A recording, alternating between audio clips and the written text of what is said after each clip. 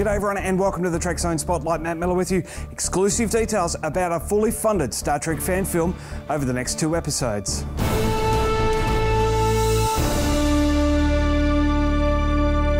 Joining me from his home in London is a very happy Gary O'Brien once again. Gary, thanks for joining me. Thanks for having me, Matt. Now this is pretty cool news. For those that haven't seen it though, tell us what's happened. Okay, well, over the last 24 hours, the Holy Core has become fully funded. So what was it like? I've had crowdfunding campaigns that haven't quite worked out. So what were your feelings like at the start of April there at the end of the crowdfunding campaign? Yeah, well, the campaign, it never quite got as much momentum behind it as I hoped. I was hoping for an initial burst right in the first couple of days, which didn't happen. So right from the start I was a little bit concerned, but then you look at different crowdfunding campaigns and they're all over the place. Some finish right at the last second, so you never know really what's going to happen. But I wasn't comfortable at all through the whole thing. It always seemed like if it was going to happen it would be close.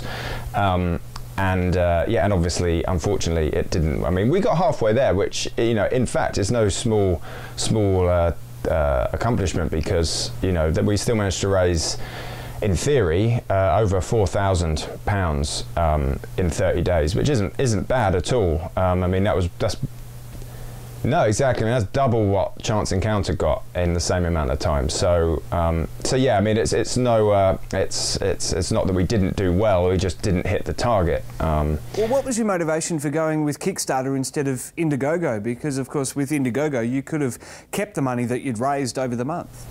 Okay. Yeah. Well, 2 things really. I mean, one, Kickstarter worked for us the first time, and although, of course, we were asking for quite a bit more money, we figured we already had a film out there this time, so that hopefully, you know, that would serve us in good stead with people, because we actually had something to prove that we had done before.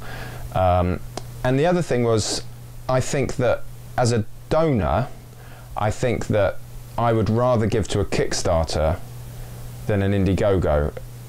Although it's not as good for the project runner to run a Kickstarter, if I was going to give my money to something, I'd like to know, you know, if you need 10 grand for something and you only raise 2, I'm like, well, I've given you 500 and what are you going to do now?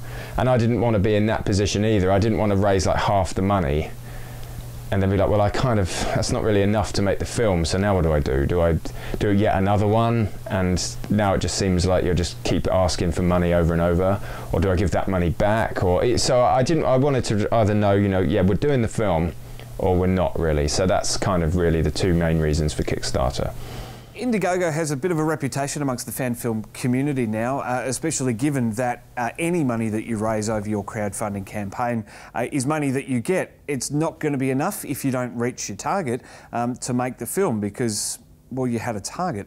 It's sort of become a bit of a Wild West, really, hasn't it?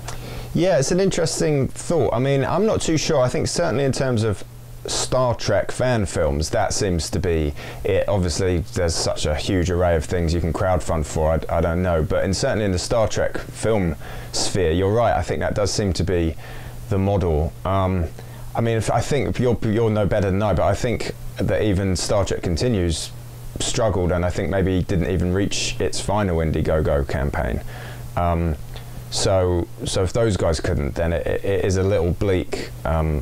Certainly the situation I'm in now is not going to happen every time somebody launches a Star Trek fan film crowdfunder. So yeah, it does seem that people are just having to do IndieGoGo and then just either make the film for less money than they wanted, or just be in perpetual crowdfunding.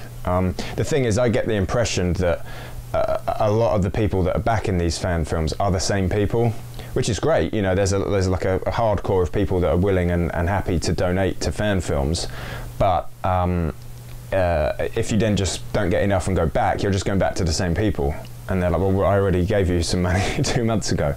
So I don't know, we'll have to wait and see over the coming sort of months and years, I guess, what new path the funding goes in for everybody.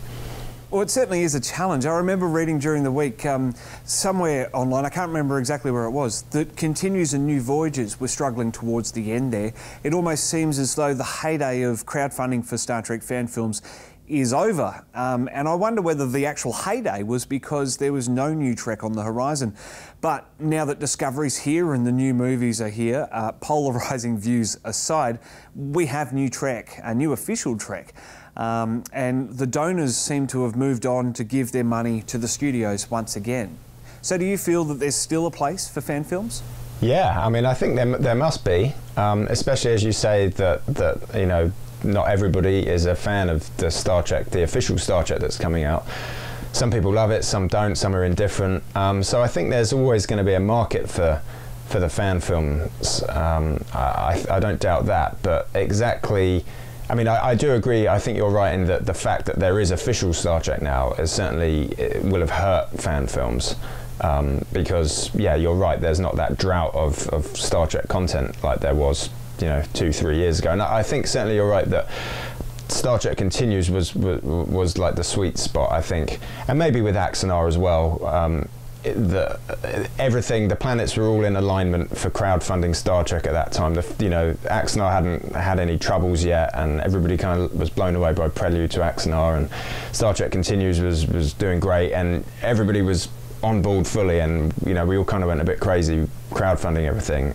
But inevitably, the moment shifts by. You know, Axanar went a bit sour, of course. Star Trek Continues came on the fan film guidelines. New Star Trek comes out, and so I think the planets are they're not all bang lined up properly anymore for it. But I certainly think there's still a market there for it, just a bit diminished. Well, stick around, because on the next episode of the Trekzone Spotlight, Gary and I are going to chat about what getting fully funded means for the Holy Corps.